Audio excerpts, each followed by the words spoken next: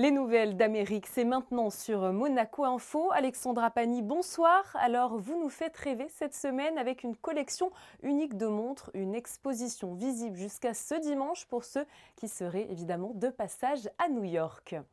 Bonsoir à vous, je vais effectivement vous éblouir aujourd'hui. Tous les 2 ans, OnlyWatch réunit les plus grandes maisons horlogères pour une vente aux enchères de modèles créés tout particulièrement pour l'occasion et vendus bien sûr pour une bonne cause. Je vous amène découvrir ces précieux lots exposés chez Christie's à New York. Du marbre pour Bulgarie, une mappemonde sur fond océan pour Breguet ou encore une fleur au saphir arc-en-ciel chez Hublot. Des pièces qui rivalisent d'originalité et de technicité. 62 maisons ont répondu présent pour cette 10e édition d'Only Watch et proposent un ou plusieurs modèles uniques créés tout particulièrement pour l'association. Cette saison particulièrement, le niveau moyen de la collection Only Watch est très élevé. Christie's est partenaire de Only Watch depuis 2017. Donc on a eu quand même l'occasion de faire 4 ventes aux enchères auprès d'Only Watch. Et on peut véritablement voir que les manufactures horlogères et les horlogers indépendants s'efforcent de créer les produits les plus créatifs, innovateurs, ce qui est vraiment super pour les collectionneurs.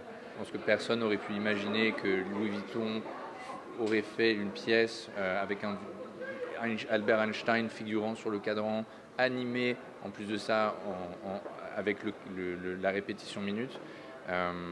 Vous avez aussi des manufactures horlogères qui ont décidé de s'allier à quelques artistes, Hublot avec Murakami.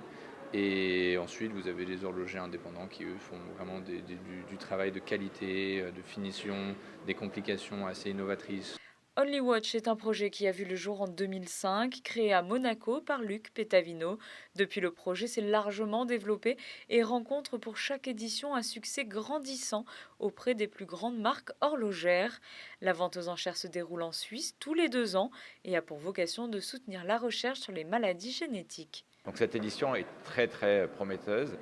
Elle nous permettra de garder notre indépendance au niveau des projets que nous finançons. Parce que le keyword, le motto, c'est Create Beauty to Do Good. Créer du beau pour faire le bien.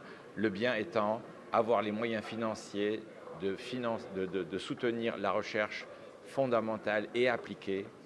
Et c'est vrai qu'on a 2 piliers principaux. Le premier, ça serait financer une approche au sein des institutions publiques, des universités, des hôpitaux, notamment à travers des bourses doctorales et postdoctorales, et dans le monde entier.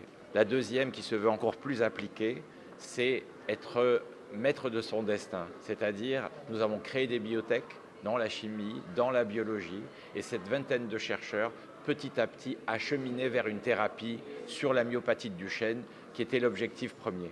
Et aujourd'hui, nous sommes à un stade très avancé, puisque une cohorte de 12 patients a été injectée pour les premiers essais cliniques dans l'hôpital de Garches. Et le test se passe sur l'approche de la toxicité de ces molécules. Et pour le moment, c'est plutôt positif, on avance correctement. À ce jour, l'association a réuni depuis sa création 100 millions de francs suisses pour la recherche sur la dystrophie musculaire de Duchenne. Le montant de l'édition 2021 était de 30 millions de francs suisses et devrait être largement dépassé cette année. La vente aux enchères se déroulera le 5 novembre à Genève, mais pourra être suivie également en ligne et promet de réserver de belles surprises.